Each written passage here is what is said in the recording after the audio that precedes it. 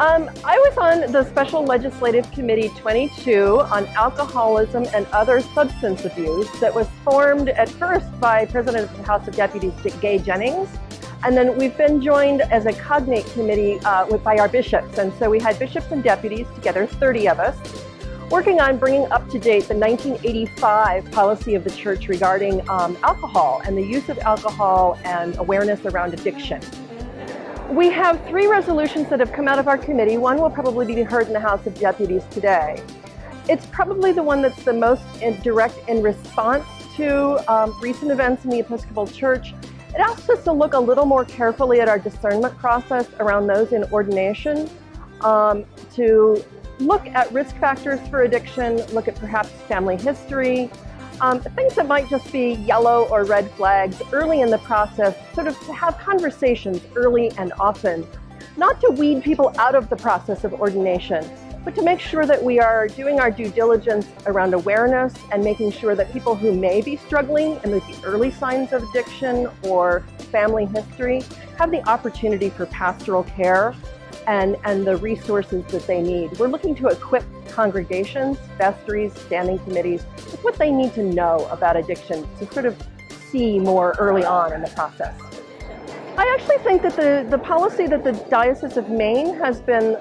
using for the last several years is very consistent with the other 2 resolutions that are coming out of Committee 22 today.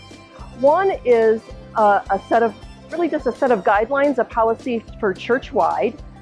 that encourage dioceses and congregations, local worshiping communities, but also our seminaries, our schools, and our other institutions to institute the kinds of guidelines that really we have been using for quite a while in the Diocese of Maine. Just being conscious and making sure that when or if we serve alcohol in our church events, that it's done in a very responsible way, and opening the door for the practice that Maine has had, which is not to serve alcohol at church events, to be a normative thing, or to have it be normative to serve non-alcoholic options as attractively and easily as we do alcohol, if churches do choose to serve alcohol at their functions. Well, there's part of this conversation that really is going on mostly in the House of Bishops in terms of pastoral care for those who are already ordained, and looking at our recent events in the church and asking ourselves some difficult questions around how can we respond maybe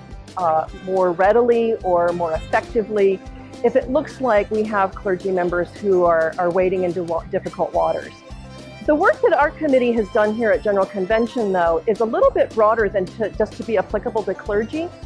The 3rd resolution that we have sent out of our committee asks the church itself to become more mindful about a culture of alcohol, and to be honest about the culture of alcohol that surrounds the Episcopal Church in particular.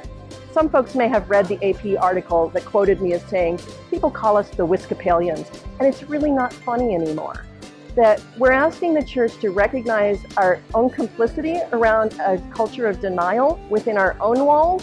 but also to go out to the world with the good news of our baptism that calls us to wholeness and holiness, and to look both within our walls and without our walls as to how we can address that life of wholeness to anyone who may be struggling with addiction or family history around a host of things, not just alcohol, but other substances and compulsive behaviors like sexual addictions or compulsive gambling. Brenda, thanks so much. You're welcome. Thanks, Heidi.